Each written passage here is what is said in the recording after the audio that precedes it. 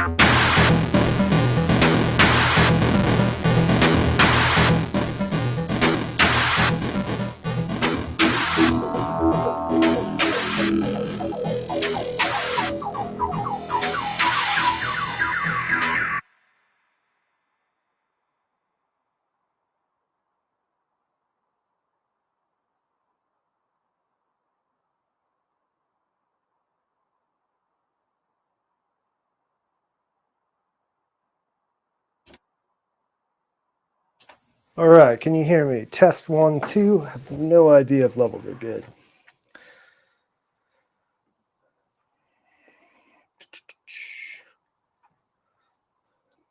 This thing on. Hello, hello, sweet, cool. All right, this one, let me see. I'm gonna pop out some chat so I don't have to do too many window thingies. Where is it? Right, switch to non-mod, pop out. Get non-moderated in here. All right, today we're doing a what the heck. Feel free to join. Just DM me and you can pop on. All you need is Chrome. But I really wanted to talk about this article, and I don't really want to hate on it, right? Like, I think everything they're saying, well, I actually haven't read it all, so maybe I'll get mad. But I don't think I'll get mad at any of this because I feel like I've had similar thoughts on a lot of this stuff and have since either gotten by them or just don't get mad about this stuff anymore. So I just wanted to read through it. I don't know. Try it out. Let me know what you think. So this is from North Coast Synthesis, a Canadian friend, and their premise is that Eurorack is not a synthesizer format. Should I have like music going during this? I don't really even know. maybe not. Let me know if I should turn some music on. All right. It just feels weird to hear my own voice again after months of silence. All right. I'm just going to read it. Despite my having been involved in Eurorack for a number of years, there are still some important points that mystify me about the system and the community. Me too, North Coast, me too. Often I look at forum threads in which Eurorack users are looking for specific modules or features, and I wonder, why would anyone want that? Again, me too. But who cares, right? Like, why? I don't care what other people want. Okay, here we go. I recently figured out something that I think sheds light on the situation. Eurorack is not actually a synthesizer format. I mean, yeah, I guess not. Like, it's just a power format and size format. So sure, but when we're talking about it, we're typically talking about synthesizers, groove boxes, drum machines, that kind of thing. Sometimes effects box, like, doesn't really matter. So there's a lot of synthesis involved in all of that stuff. So yeah, I think you can go either way on it. From a literal standpoint, yeah, maybe not, but who cares? All right, let's unpack that a bit. I'll admit, this is, I only got as far as this first paragraph when I was skimming this the first time. And I was like, oh, okay, like, this makes me laugh a little bit. So why do people think they want stereo filters in Eurorack? Yawn. It makes no sense to have a stereo filter in a patch that's doing analog synthesis as such. The place where you'd want your signal to be stereo is far downstream where you'd want to filter it. And yet this is a common request. Closest thing I've ever gotten to a straight answer when I've tried to engage in this discussion, it comes down to I actually want a parametric equalizer, and I think a filter is what that's called. That raises some further questions. It does. I don't actually know what a parametric equalizer is, but I can also tell you why you'd want a stereo filter. So maybe we'll both learn something here. And I'm also game to hear your opinions on any of this stuff, chat, by the way. Let's see here. One, why would you want a stereo filter?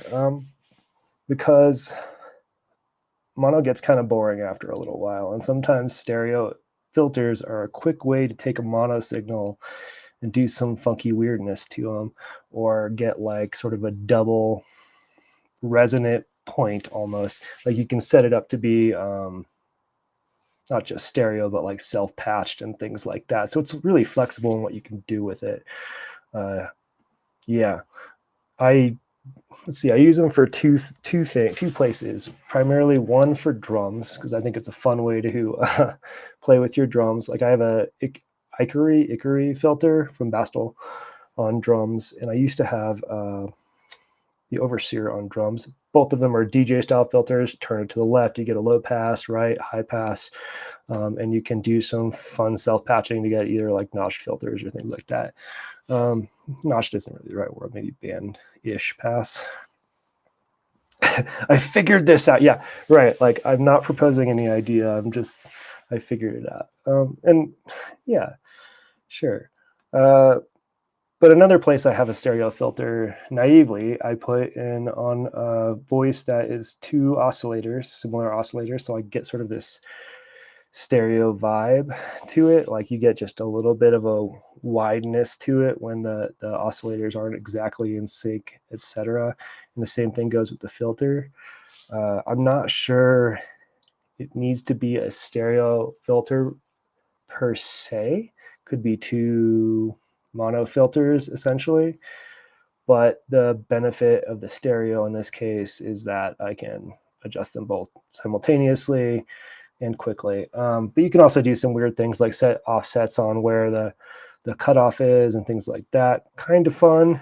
I do that less with the stereo voice. I know you can do that, but I mean, again, it's at its base is just sort of like a nice way to pan without using just a mixer to pan or a panning module, or to add some stereo width to things.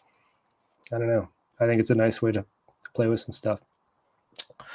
Another thing that's cool with those is typically they take a mono input. So if you take the Icary and put in the left input, just one signal, you can get a stereo signal out of that because it's basically offsetting some things and piping it through twin filters is my guess is what it's doing. Anyway, yeah, you could maybe use some EQ and parametric EQ stuff going on. I don't even know. But I guess we need to back up a little bit. Like, it's funny that he jumps, or she, I don't know, they jump straight to stereo filters in this discussion. That's not really the premise that I would have started with of all of the things. But it's a fun one to talk about. But let's back up just like a little bit, because I don't think the stereo filter actually has anything to do with synthesis. What I'm getting at is I think this person actually has quite a familiarity with mixing and mastering tracks in general, or I'm starting to get that vibe maybe. I don't know, we'll read more in a second. And when you look at it from that approach, you've got a studio, you've got dedicated equipment to do X, Y, or Z. That's not really the place where you'd really think about stereo filters in this way, but that's what's cool about Eurorack is you can kind of get weird. It's definitely rough around the edges. Like I don't think anyone's going for Eurorack to get super clean signals and produce things in a way that is done typically in a studio outside of maybe like you'd record a lot of audio samples to use in a track and then you'd use your DAW or whatever to process those things like that. That's pretty common, but you wouldn't necessarily want a studio in a box kind of a thing. You'd want, like, how do I put this?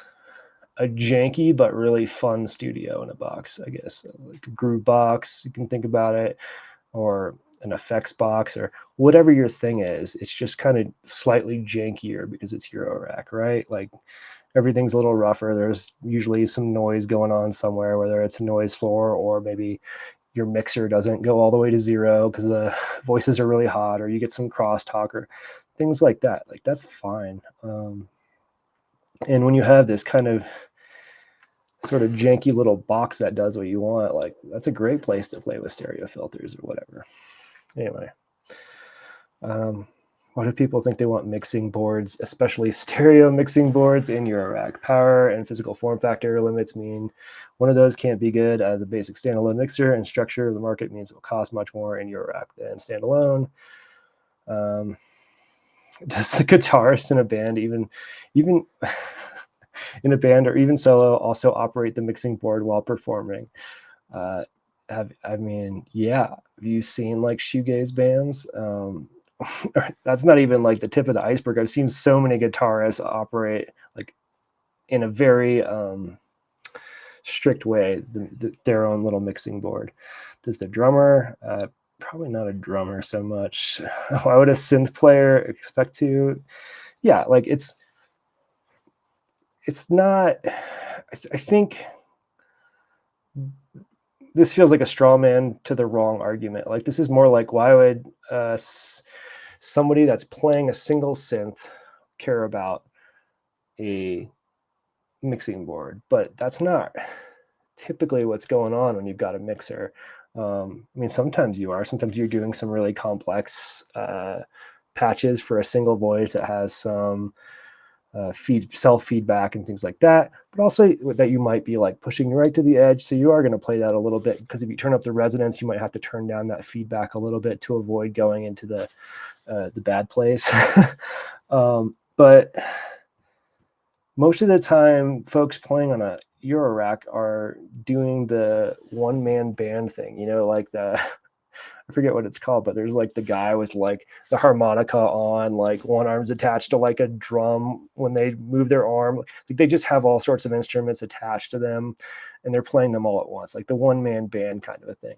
And a lot of that is what's going on with Eurorack. So when you're doing that, of course, it makes sense to have a mixer while you're performing, because you're going to want to turn on some things, you're going to want to mute some other things, because that band is just going to keep going otherwise. And you don't necessarily want every member to play at the same time. So that's why I think this argument's a little funny. But there's also an aspect of Eurorack as an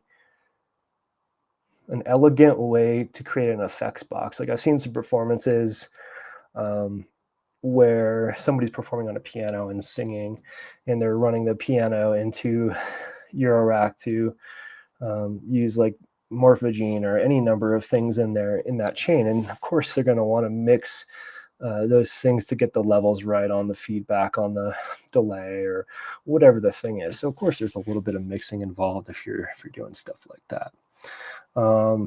You're probably not doing a ton of that live if it's an effects box, maybe a little bit here and there. You might be turning effects on and off, so clickless mutes is really important in that case. But it's not probably that same type of mixing that you would expect a sound person to do on a band. The sound person is amazing. But let's see here. Yeah, so that's why you'd want a mixer. I have a mixer for that reason. I mean, another good reason for it is setup time, right? Like if you look behind me, I take most of what's behind me to play live when I go play live. I've taken that whole column. I've taken the apex in the middle and the column on the right, which you can't really see, I guess my left.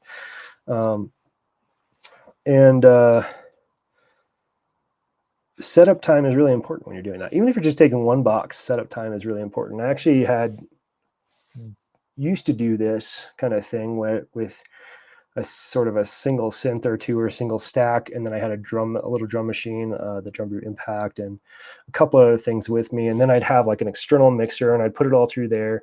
In order to decrease setup time, I built this giant box that had everything sort of pre-wired, so I had to plug in the least amount of things, and it still took me a lot of time, and it was backbreaking to sort of do that with that stuff. So another I think a really good reason is so things can be pre-wired so you can reduce some setup time and complexity there versus having to like run it to a mixer and teach the sound guy what's going on and be like, hey, all right, like I'm going to start off with something that's going to sound like a lot of noise, but it's just the Megadrone detuned, so everything's going to be very clicky.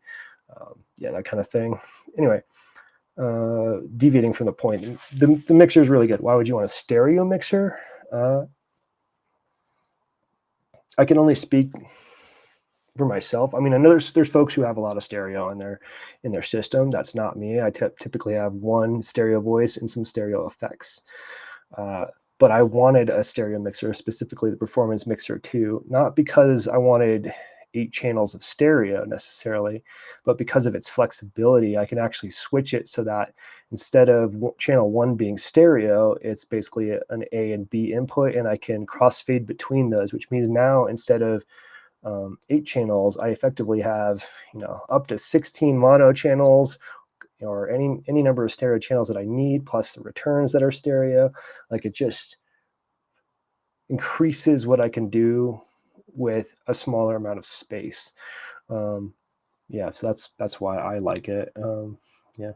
Anyway, moving on. Actually, I want to read the chat. I feel like I'm behind on chat because it disappeared for a second. Yeah, shock value.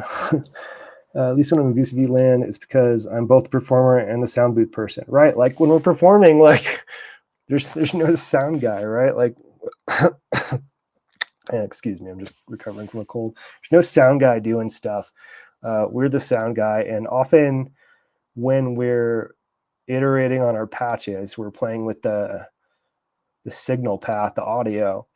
You can get some peaks that are unexpected, or you can get, like if I crank the resonance on something in the filter, I probably need to turn down the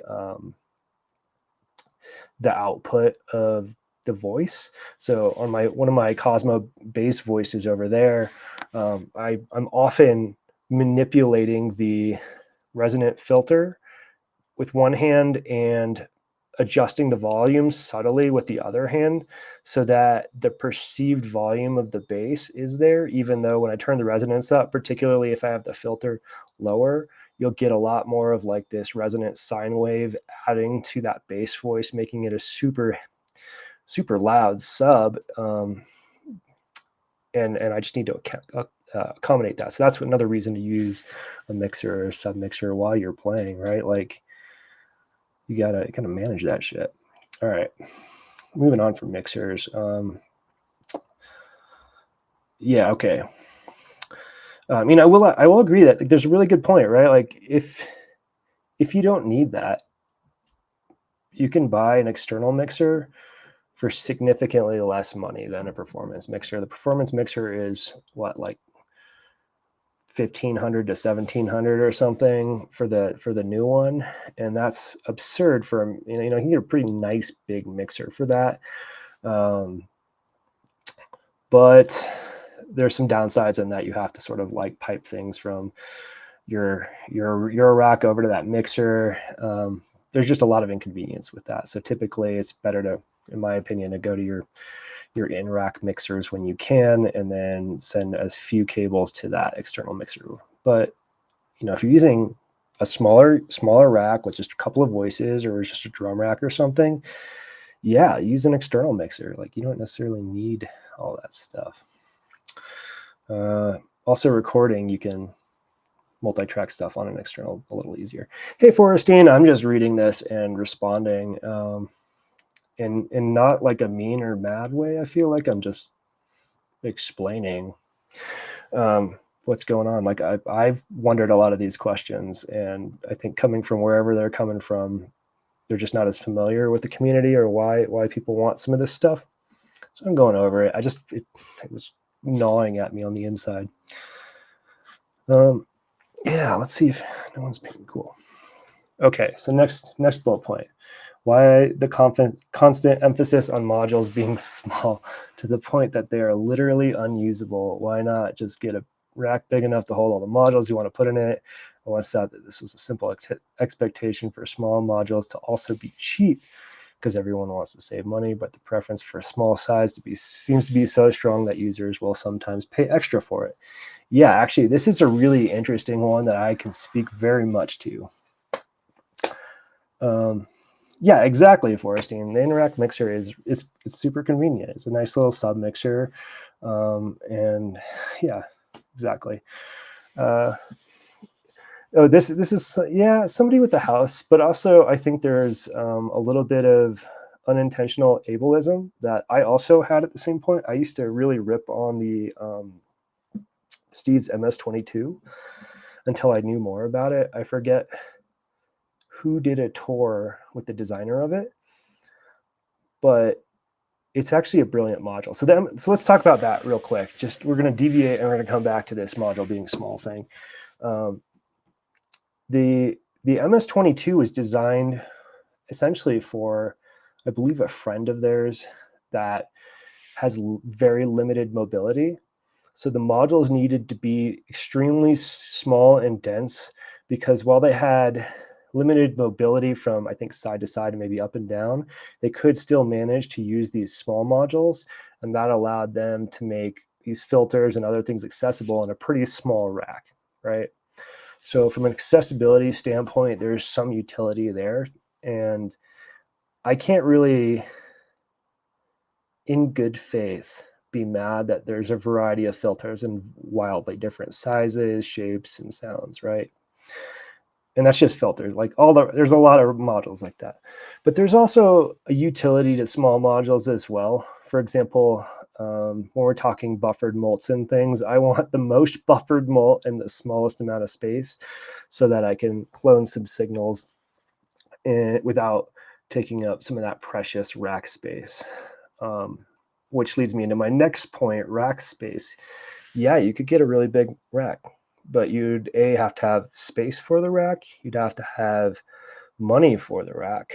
And in my opinion, the money thing is probably, well, I would say it's very important, but I think it's less of a big deal than available space. And that's just because I feel like when you're working with your rack, time to completing or building out a rack can go on for years or decades. So that's why I think money is less of an issue, because you can DIY a pretty massive rack. I did one that was a little too big, actually. And filling it is just not going to happen right away. Like, it's going to be very expensive when you're talking your rack, or takes a lot of time. But I think it's the space, like the room space. If you live in an apartment, if you live in a city, anywhere, you can't do what I've done with Cosmo, right? Like, if I move to a city, I'm going to make some sad decisions or be paying for a storage unit, right? Like, it's just not happening. And I think that's the biggest reason that small is emphasized, is because you don't have the space for a big rack. Sometimes you don't have the money for a big rack. So you start small, and as you start to build out your voice, you realize you need more and more things to complete that voice for it to work the way you want, those sounds, whether it's drums or effects. And you're running out of space when you do that. You're like, oh, okay, I need some modulation, it turns out. So I need to figure out how to fit modulation in that 22 HP, right? Like, okay, maybe I get a mask, but then now I have 2 HP left or something like that, right? Like, you get these conversations and you start having harder and harder decisions as you grow into it. So I think small is really really an effective way to get a lot out of a small amount of space. And then there's also folks who just like really, really small racks. Like they want to travel with them. They want to take them and perform. Like Isaac is a pro at this, right? And you just want small modules so that you can do what you need to do in like a cool little old box or suitcase or whatever. Will people pay more for that? Maybe so. I'm certainly not on the... I lean towards modules. I want modules to be very performable, which usually means to me that they're a little bit bigger so that I can reach over and grab the control that I need to really quickly without having to pause. Because sometimes I want to change a setting right as there's a transition or something, and I'm not always ahead of the game and like getting ready for it. So I want to be able to spot it and move it really fast.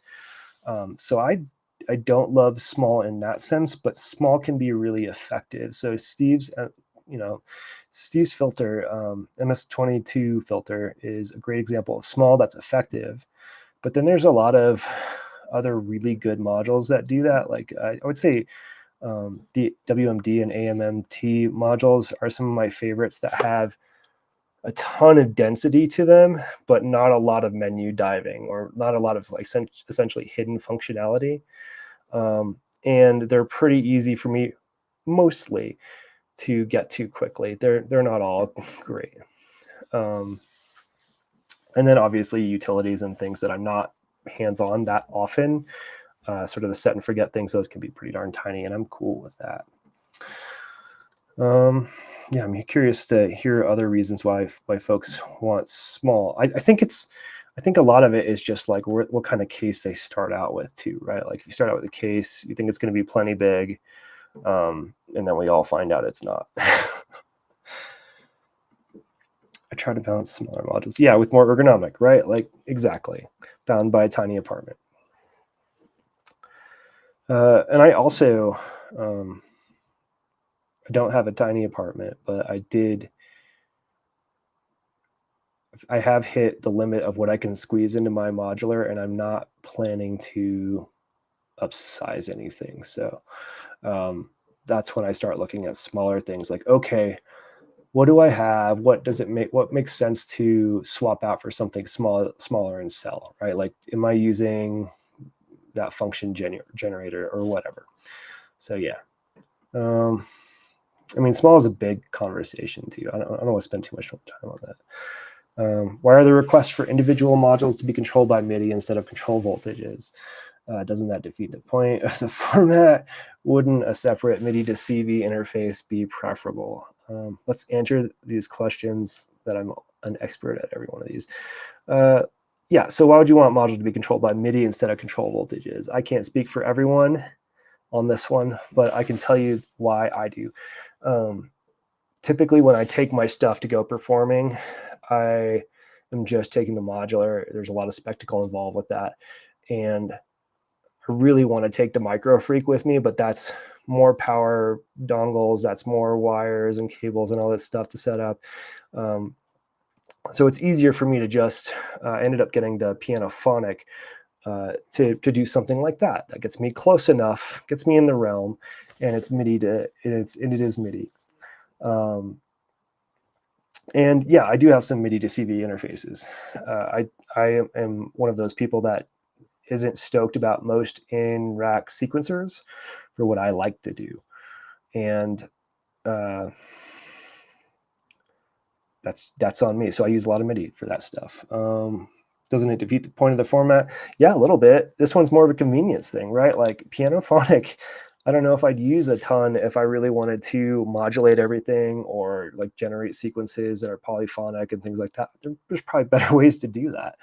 But it does work well enough for me, especially for what I use it for. If anyone has any questions about MIDI, let me know. Why are there surprisingly frequent requests for signal connectors on the backs of modules? That's an interesting question. How does one imagine being able to actually use those? So yeah, I'm curious where they're seeing that surprisingly frequent requests. That's kind of cool and funny. I mean, it's a simple answer, right? Like, why do people buy semi-modulars? Because you can get a pre-patched system that makes noise and does most of what you want, and then you can modify that patch a little bit to get it to where you want it to be, right? Some folks want to do that with their modular synthesizer, right? There's stuff that I have essentially perma-patched that I wouldn't mind patching from behind, and I've actually debated doing that, like just putting in some switched connectors and wiring it back so that I can change the default signal path if I want. But anyway, that's the short answer of why they want to make it pre-patched a little bit. It makes it a little easier to transport and takes less setup time.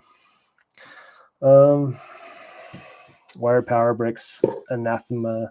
And why is fine-grained power switching, such as per module or per row, requested and seen as useful? So if I remember right, anathema is like avoided or sort of pariah. I don't know, let's just look it up. Translate, where is it? Sorry, or look up. I don't know if you can see that. Something or someone that one vehemently dislikes. So people vehemently dislike power bricks. Okay, so that's the premise there. Sorry. All right, my Mac has that like definition box stuck open. So let me see if I can trick it into, here, let's refresh. No. All right, whatever. I'll just deal with it. Hopefully y'all don't see that. Let's check.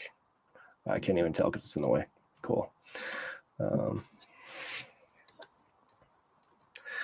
have genuinely no idea how to undo that thing.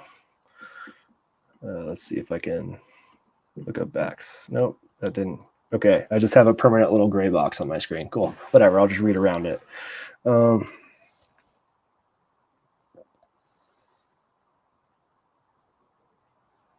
too many points for the format. The point of the format. Yeah, I mean, the format is like I right at the beginning of the video, I think Eurorack, like the format, it's just a space and power requirement thing. Like, who cares what you do with it? Anyway, yeah, MIDI controlled stuff for polyphony is really nice. Also, like, tends to be a lot of MIDI inputs for drum modules, just because it takes a lot of CV inputs to do that, and you can sometimes be a little more efficient if you use MIDI. Yeah, and also if you look, there's a really cool video from Endorphins on Julia Bondar's setup. There might be even more than one, but Julia goes into one of the reasons why she uses MIDI for inputs on drum modules and thinks it's just a faster setup when she's going live. She's using a controller to do it. Anyway, where were we? MIDI, back of modules, power bricks. Oh yeah, power bricks. I didn't know they were anathema, but I can tell you that from my experience, the power bricks that you need for Eurorack power supplies tend to be hard to find, at least in North America, with high enough voltage. So you end up building them into your case. I don't know. I liked building them into my case. So I used a different setup. I used the Meanwell power supplies on my Cosmo stuff, and then I used Trogtronic on my Eurorack. And all of them use, basically just have like a computer cable that I plug in from the outside, which is really handy. If I bust a cable, I don't need to find another power brick or anything. I don't need to figure out which power brick plugs it in. It's just really, really handy. I just start plugging those things in and I'm good to go. Fine-grained power switching per module or per row. This one, I can't really speak to everybody, but I know why I want fine-grained power switching. Is I've had some gremlins in my power supplies, and on startup, a certain module wasn't getting enough power right away. So what I would end up having to do is turn that module off and on, which I could have done the dangerous way, pull the module out, unplug it, plug it back in. Or what I ended up doing is just drilling a hole and adding a power switch for that particular thing. And yeah, there were some digital gremlins on that one. I since have removed all of those, so I don't really need it, but I do have it. There's still a vestigial power switch on my Eurorack place set in Cosmo in there that will turn off the modules in there if I need to. I mean, I still run into the occasional time where I need to turn a module off and on, right? Like that's probably why maybe they're short on power, or I don't know. So why do they buy a not necessarily output module? I would say that is handy if you're performing live and you don't know what the PA setup's going to be like. You might need balanced, you might need a DI box. I think a DI box is still handy to have regardless. Most of the time I'm performing, I'm going into a DJ mixer, which can handle hotter power, but you really need to be careful with that. So I actually prefer having a mixer that handles that for me, which it does now. But yeah, other than that, you don't really need it. It does provide sort of a nice physical location when you're plugging things in at a venue or something that you don't have to think about too hard. This is what I need to plug in and I'm done. I would say most of the time it probably is unnecessary, especially if you've got a big mixer elsewhere or whatever. Anyway, why all the emphasis on absolutely minimizing noise? This is a good question I have as well. We don't just get requests for a low noise, whatever module. The request is always for the lowest noise, whatever module. Nobody seems to treat this as a priority in the same way with other electric and electronic instruments. Guitarists in particular tolerate a lot of hum just to get the sound the way they want it. Yeah, I would agree with that. In a way Eurorack users would consider unacceptable. Yeah, I think that's a good question. I don't really have anything to counter it. Like I think it's nice to counter some noise. Like sometimes I'll crank the volume up and start doing some noise hunts, like start muting things and unplugging things to figure out where the noise is coming from. More of a curiosity than anything. And it turns out I don't actually care about noise, because when you're actually playing stuff, once you like hit your first synth note or whatever, no one hears the noise after that. And there's plenty of DAW tools to remove the noise after recording. Just record the noise and it'll cancel that out, that kind of thing. I know that's not ideal, but that's my take on it. Yeah. I know we have some studio artists, like professional artists that I've met in the community that just make music for a living, and I'm really curious what their take on it. I know they've spent time removing modules that cause unnecessary noise and things like that, but overall I bet they tolerate quite a bit. I don't think it's a huge deal. That might just be a naive thing, or just maybe there's a particular noise that's kind of annoying. Like I actually have this with the Lucifer module. It never fully closes. It's using I think a Vactrol or something as its gate output, and it never fully closes. So if I really crank it up, I can hear it. So I tend to just turn it down when I'm not using it. And I think you can just do that for most noise things. Anyway, same issues not come up in other modular synthesizer formats. They do. Maybe not the space thing. Like I feel like if you're going 5U, you've got a house and you've spent a lot of money and you're not as concerned with space, but I'm sure they eventually start getting down to trying to figure out, how to like squeeze a few more modules in. Okay, thing is, where I'm coming from, that leads me to ask you about questions. This is my basic assumption that your rack is a modular synthesizer format. I used C sound for a long time before I was in a position to get a hardware modular synth. Cool. I listened to a lot of music from people unquestionably use modular synthesizers and analog synthesizers more generally as musical instruments. Okay.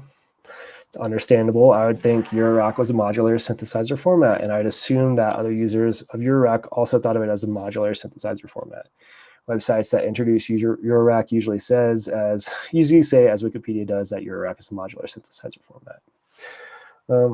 Let's talk about this real quick. Like I feel like there's a pedantic take on this that crosses my mind every time I try to tell people what my synthesizer is, right? Like, I'm like, this is a modular synthesizer. I built this whole stack. It's, you know, blah, blah, blah. But in my mind, I'm like cringing at myself because like that's a thing we call it, but it's more than that. Like it's an effects box. It's usually more than one modular synthesizer. There's a lot of synthesis happening in various parts of synthesis happening. But it's also a drum machine. It's also like a sequencer. Like there's a lot of stuff going on. So, I mean, maybe you're synthesizing sequences. I don't know.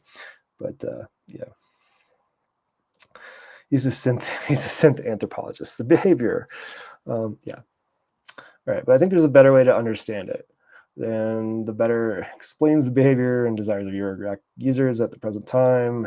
Accept this proposition, and the things I find confusing become much less confusing.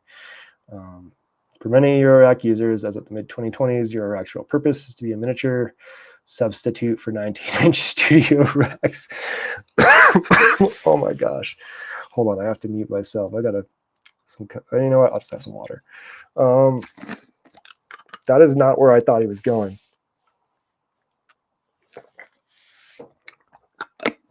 I mean, yeah, right? Like, I guess if you think about it, it could be, right? Like, there's 19-inch rack modules that do just about everything you can think of. So, yeah, I guess you could build a big modular synth out of a 19-inch rack. I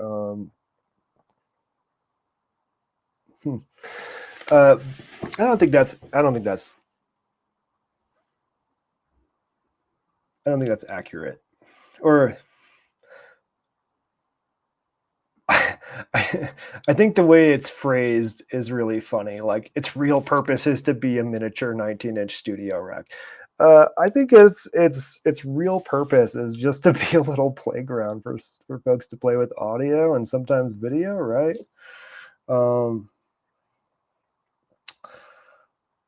Yeah, this is not a Hex 7 manifesto, by the way. This is I've asked a lot of these questions for sure, sometimes more than once. But I've never come to the conclusion that it's a miniature substitute for 19-inch racks. Like, your rack is just a electronic and audio form. Like, I don't know. There's some. Okay, let's get into this.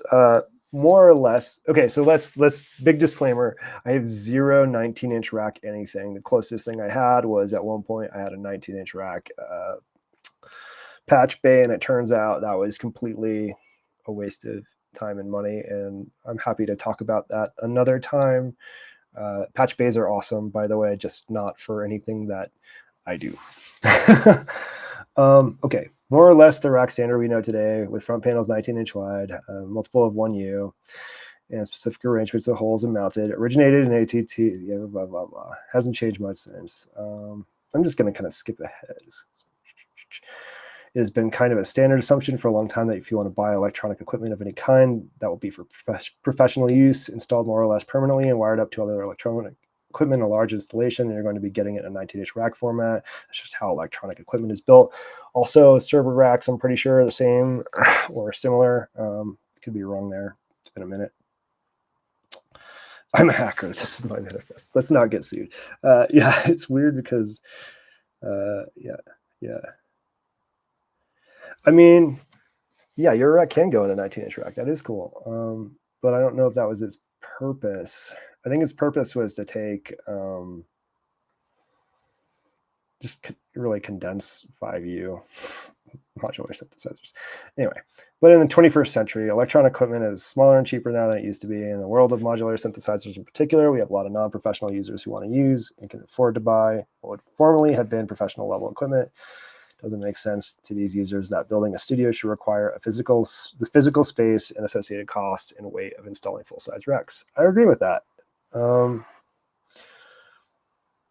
Your rack isn't really a framework for building synthesizers in particular, but rather for putting together studio audio equipment in general and having the result be physically small, even portable. Then maybe users don't see themselves as instrumentalists.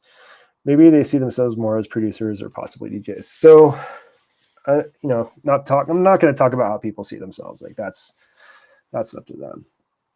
But I will say that this point actually isn't that far off, right? Like it is a framework for building audio equipment. It doesn't necessarily have anything to do with 19-inch studio equipment, but audio equipment or video equipment, if you're into video synthesis. Yeah, it's just a framework, right? That's what it is. Like it's like talking about what like what 19 inches purpose is, right? Like 19 inches is just a format, right? Like it's just the purpose is just to fit stuff in there from a space standpoint and be able to modularize your equipment, whatever it is. And I think that's similar to Eurorack. I don't think Eurorack is actually trying to do what he's saying, where you're taking essentially professional high-end audio equipment and trying to squeeze it down. I think it was almost the opposite of that, where they're taking synthesis equipment, making it small and modular so they can rearrange and do interesting things. And from there, spawned a lot of other utilities and things that might have 19-inch brothers and sisters and whatever, but that wasn't, I don't think, the goal. I mean, there are some fancy Eurorack modules that do have some high-end audio, but the market for that's pretty niche and small. That's not what the bulk of folks are going for.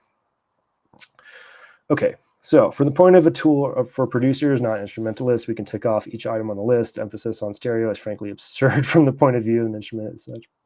But it makes sense that the finished tracks are likely to be stereo on this finished track, blah, blah, blah. No, that's wrong. Users want mixing boards because they're producers, and mixing boards are what producers use.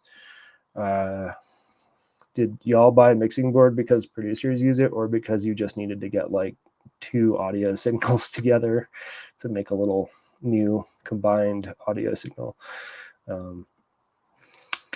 Yeah, it's important for modules to be small because that's not a side issue. It's the whole point of Eurorack. Eurorack is a miniature studio rack. Users want MIDI control because the idea of voltage control and history. Voltage control, front and center. Users just want something compatible with other generics. Users want MIDI control because the idea of voltage control and the history of other modular synthesizers using voltage control and the reasons they do are not front and center. The users want something that is compatible with other generic studio equipment, and that's more likely to be MIDI than voltage. That's not true at all. I would say the overwhelming majority of Eurorack users prefer control voltage over MIDI. The folks that don't are either coming from a studio setting where they already have a decent MIDI setup and they're familiar with MIDI and they want to be able to treat this like their other MIDI instruments that they can command at a whim or add to part of a collection of instruments playing at once. It has nothing to do with control voltage versus MIDI. It's just how they're using it. Studio rack equipment has connectors on the back and hardwired, but configurable by default. Blah, blah, blah. So of course, the miniature studio rack over there. Yeah, I don't know. I've never heard many other folks other than a couple of DIY folks sort of talk about that. So I don't really know who he's talking to or why they want that. But yeah, voltage control is the whole point. Yeah, Space Joey, like preach. I would say that most folks get upset when there are Eurorack modules that don't have a lot of CV inputs or any CV inputs. For example, I think the Pianophonic got a lot of in similar modules got some hate from folks because they're honestly kind of hard to use with just CV, and that defeats the point for some folks. So yeah, I think MIDI versus CV isn't even like much of a real thing. I think I'm definitely on the fringe of folks that like MIDI with modular. And to be clear, I'm using MIDI for pitch sequencing and gate sequencing. and some trigger sequencing, and that's it. Everything else is control voltage, and I use the shit out of control voltage. Come on. Eurorack is a poor substitute for 19-inch. I would agree with that.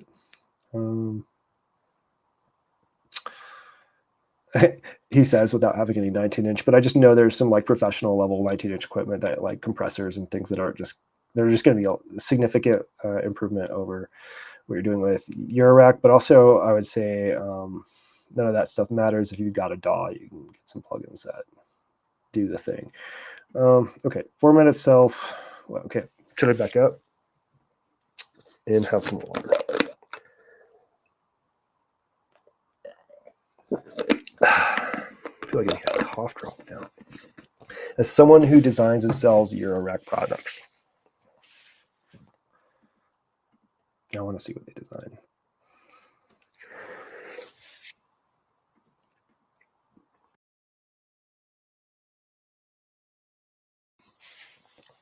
Okay, we'll look at their modules in a second. It'd be really nice if I could give users what they want. Unfortunately, there are a number of reasons why Eurorack can't actually be the miniature studio rack format users want it to be. First of all, I want to talk about this right here. Like, it'd be nice if I could give users what they want. I don't know if there's any module that's ever been designed that doesn't, like once released, doesn't have a few handful of users be like, hey, it'd be really nice if I had this thing, or why didn't you do that? Like every module.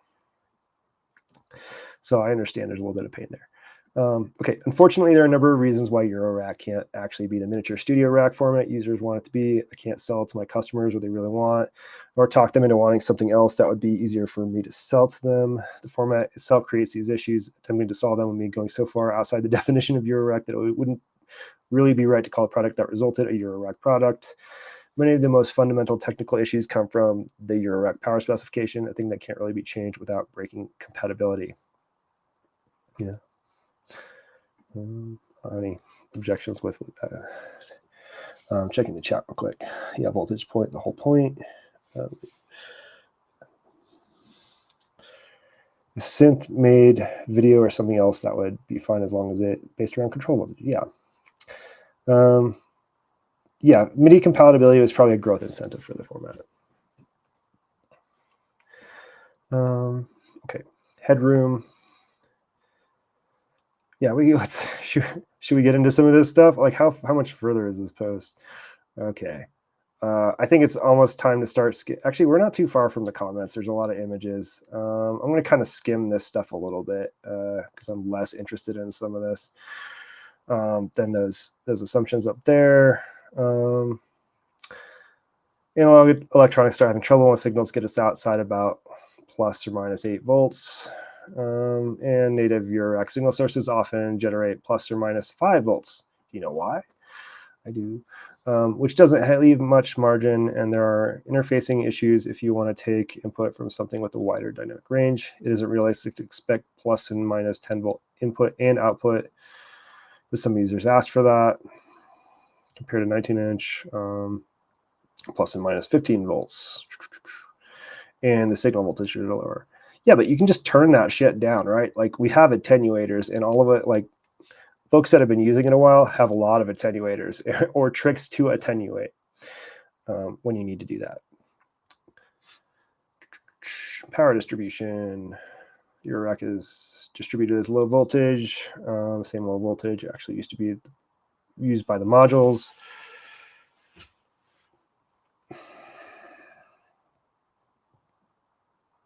Oh yeah, crosstalk between modules. I actually haven't seen or experienced a lot of crosstalk between modules. I've experienced crosstalk when using certain types of cables, like network cables to plumb signals from one case to another, or sometimes on mixers you'll get a little crosstalk because the signals can be pretty hot. Like, yeah, but I haven't seen that so much of power distribution. Maybe y'all have unbalanced signaling. Yeah.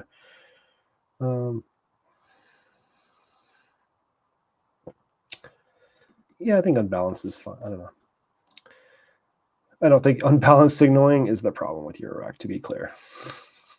Ground reference shared with power return. Yeah, and this serves two purposes. It's the reference. It's not. It's also power return. Yeah, you get some crosstalk there.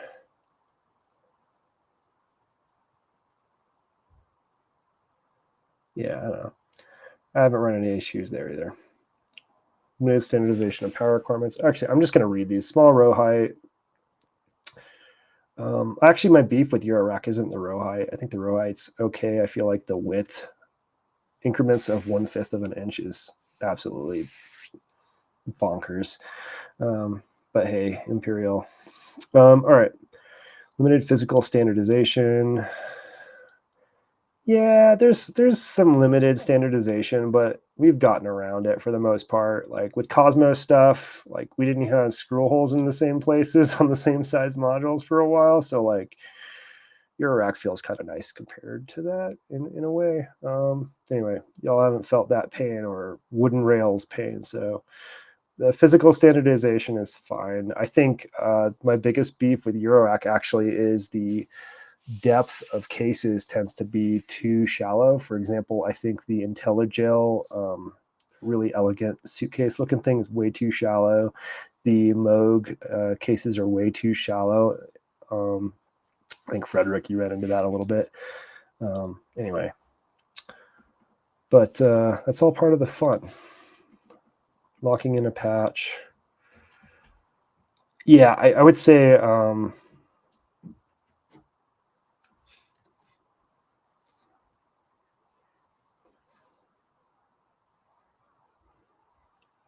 between uses, mini jack rack. I don't know what he's saying with locking in a patch. I've transported my stuff thousands of miles with a patch, and it's been fine. Like a cable's come out, and I plugged it back in. It was not a big deal. Standard Eurorack connector signal and control formats are wrong for desired applications. Apart from the balance unbalanced, you want stereo signals in the rack. Eurorack.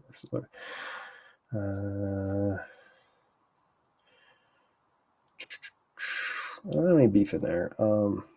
Yeah, I can. Saying they're wrong isn't what I would go here. I mean, this is just like this feels like you're starting to get into pedantic opinion pieces on how you would prefer it be if you had designed the format. XLR patching.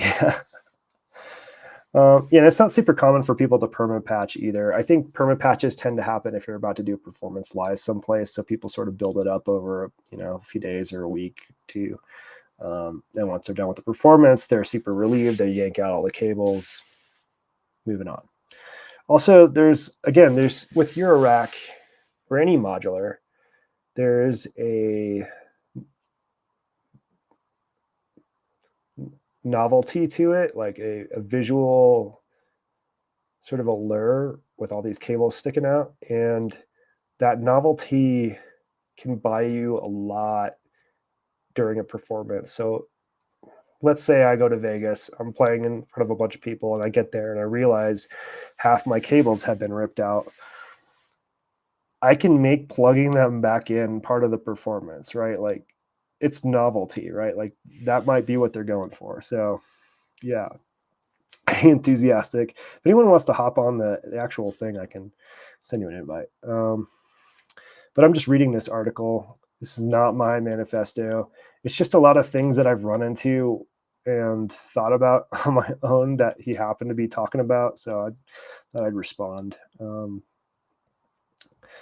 Random impedance. Yeah.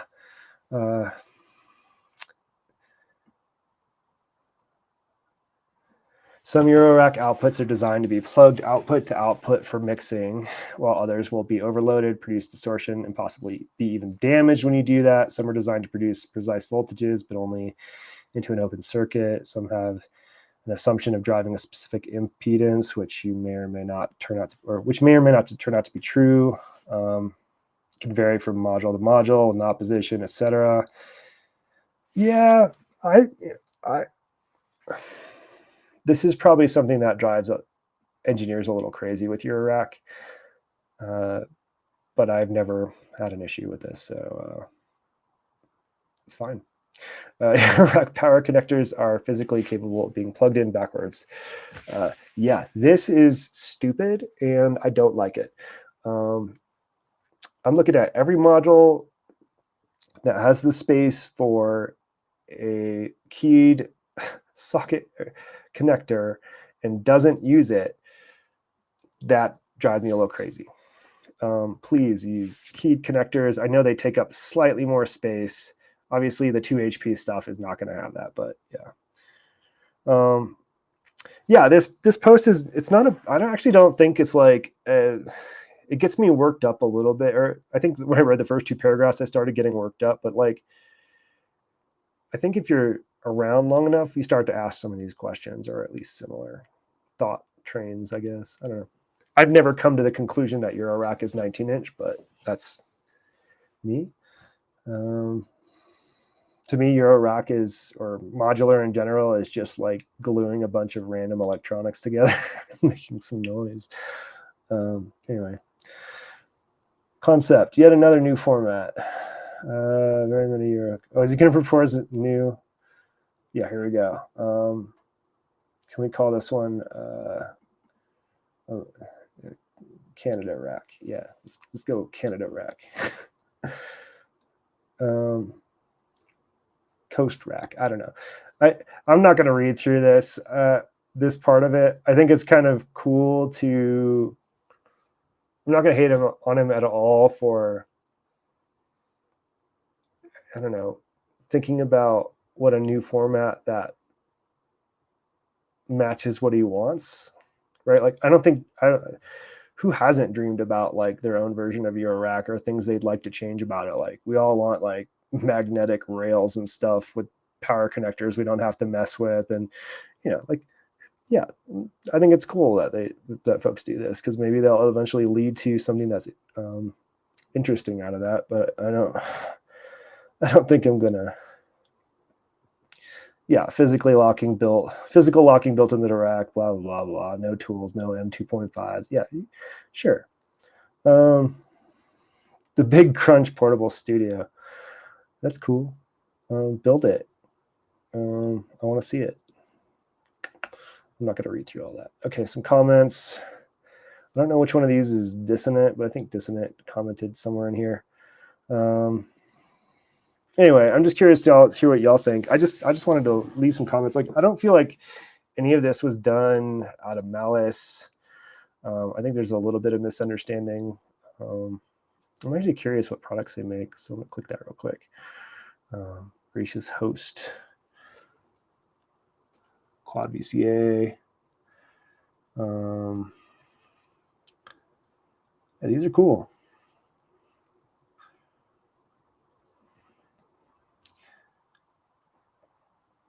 Yeah, these are really cool. I like stuff like this. So nice. I think it's okay for folks to ask questions and criticize or wonder about things, especially folks like this that it looks like you're involved in the community and is building stuff. So yeah, good on them for making some stuff. It's the insinuation that people are doing things wrong, or that they're wrong about what they think, that bugs you. Yeah, I agree, Forrestine.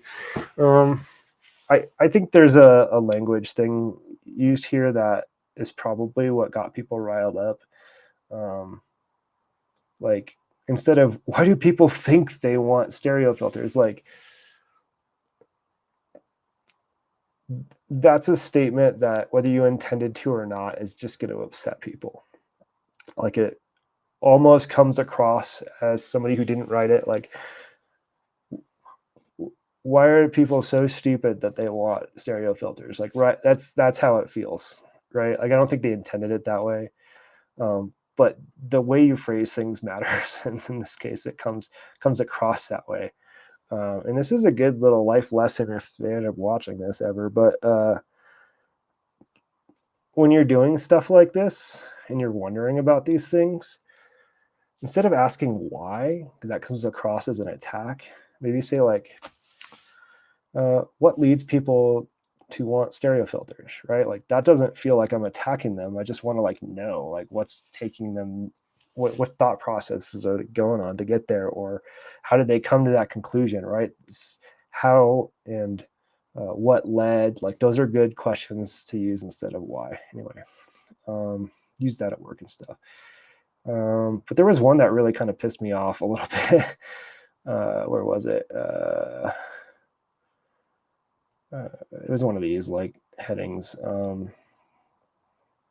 Yeah, standard Eurorack connector signal and control formats are wrong for desired applications. Like, I mean, but they're working, you know. Well, if it's working, is it wrong? If it's popular, is it wrong? I don't know. Could it be better? Sure, there's always room for improvement, but is it wrong? Wouldn't say that. I don't know. This is a weird one. I feel like I'm just rambling about this. Yeah, more stuff like this though. I enjoyed it. I kind of want to skim the comments a little bit here for a second. Nobulism. Okay. Hold on. It's hard for me to see what's going on with the comments, partly because there's a big gray Mac thing that's broken on my computer covering things, but whatever. Great article. Nice. Real power connector is definitely a problem.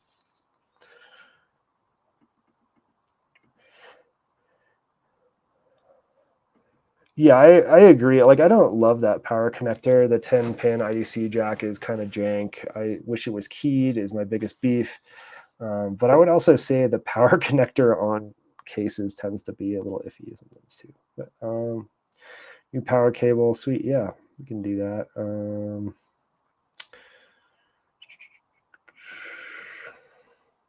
Okay, that's cool. Don't overdo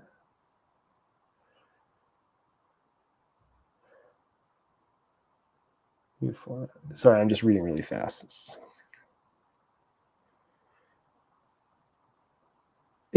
Equal parts fascinated and frustrated.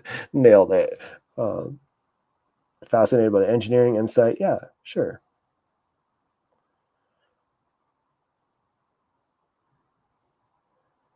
Yeah, okay, yeah. It doesn't struggle to be a studio rack. It was never trying to be one. I agree with that. But there are, I can see how you can come to that conclusion because now there's enough modules and diversity of modules that you probably could build like tiny 19-inch racks that do similar things. Well, you can get some compressors and all this stuff, but whatever. You're not confused, they're evolving.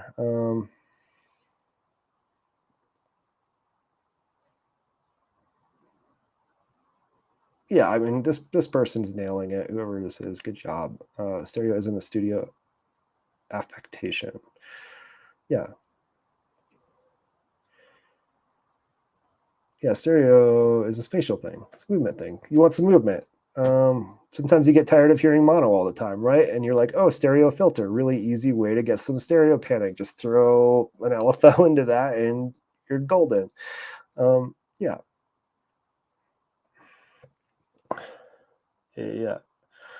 I will say that stereo, when performing live at a venue, can get very lost. Unless you're going pretty extreme with it. But I wouldn't mess with subtle stereo at a venue like that. Anyway. But that doesn't really matter. I don't care what you use at a venue. Use whatever you want. And also, if it's a little lost, oh well. It's about context. Yeah. Ergonomics matter. Trade-offs happen. Yeah. New format. Cool. Yeah, that was good. That was fine.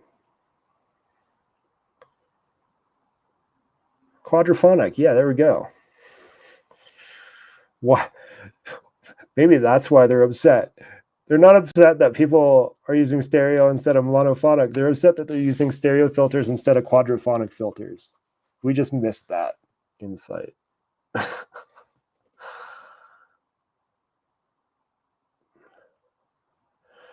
Miniature, yeah.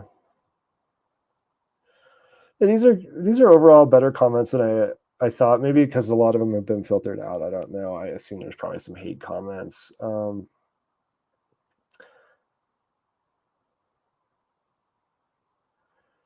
inside out. I think um,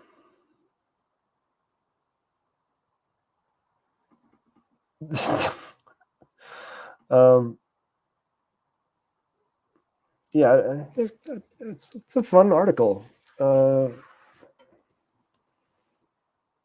don't agree with the conclusion, but that's okay. Okay, so those Matthew ones are replies from the OP. Okay, I gotcha. I just had a hard time. I mean, again, half my screen is like taken up by broken panel thing, but you know the like definition UI, like if you highlight a word and you look up the word in a Mac, that little gray box, one of those is just stuck open. This person is dangerous. Yeah, I don't. I guess I'm coming from a very different perspective than the author here, where my introduction to Eurorack was actually Cosmo format, which is just big Eurorack, right? Like it's just embiggened Eurorack, same power spec and everything. But coming from Cosmo, coming from a DIY, a place of DIY where you're less concerned about impedance and some of the more detailed electrical engineering aspects of it, and more about uh, the idea of sort of gluing pieces of electronics together, right? Like the idea of like, oh, okay, I want to put this VCO in here and there and do this.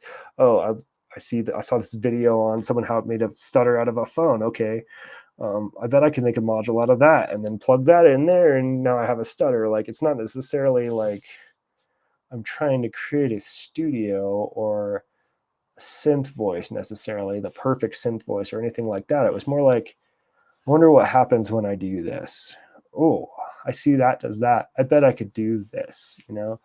And there is that aspect of curiosity that drew me in. And eventually that led me down a road that I was making music with things and I was starting to be like, okay, but now that I got this stuff, what would I actually really like to do? How do I do that? What modules do I need? What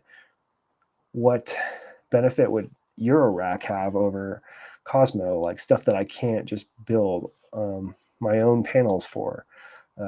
Just for what it's worth. Like for example, I actually strongly considered either building my own version of Mass or desoldering a Mass and building a Cosmo panel for it. But when you're looking at something like Mass, what is it, like 20 HP wide? Uh, there's something like 60 holes on there. It would have taken me like, hours and hours to not only just drill the holes in the right spots, put the right parts in, solder things in. It would be risky. Like it, it started to be clear to me that like, okay, things that don't exist for Cosmo yet, that I don't have the engineering acumen for, um, I'm gonna need an outside source or a way to get to other modules. So that's where I started getting into Eurorack a little bit. Yeah, this has been 100% good discussion all the time. I haven't seen anybody hating on this person.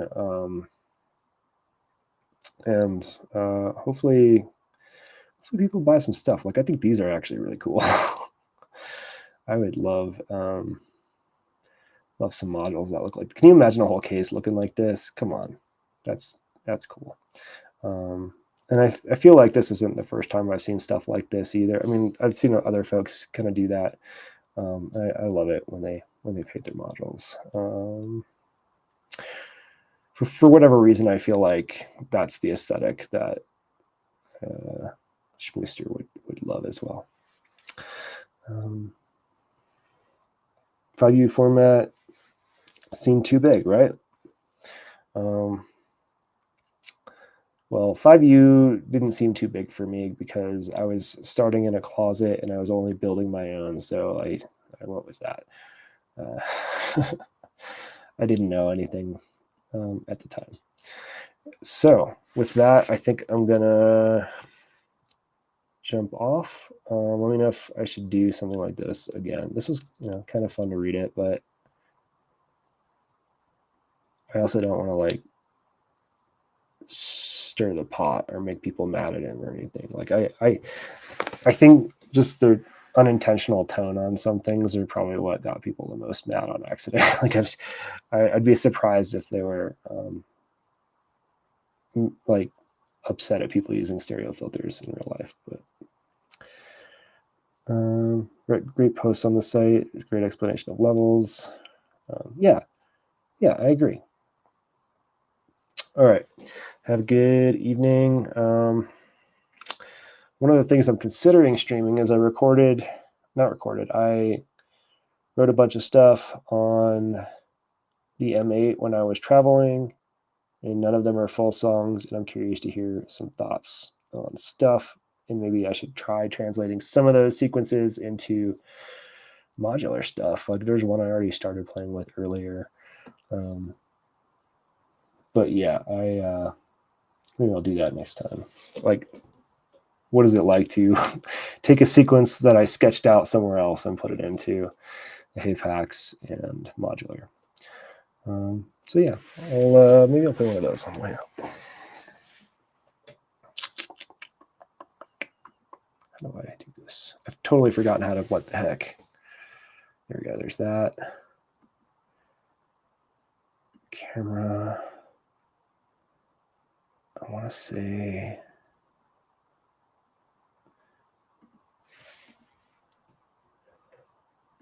Did I lose? I think I lost OBS as my camera. I don't know why. I guess I'll just do that. All right.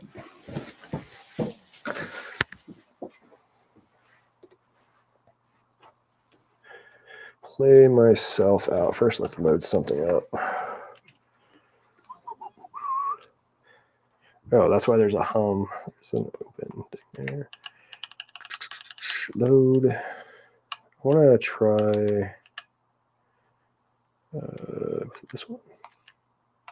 Yeah, this was one I did with Hey Scorp. If you ever watch this is why I want to be able to sequence my clock.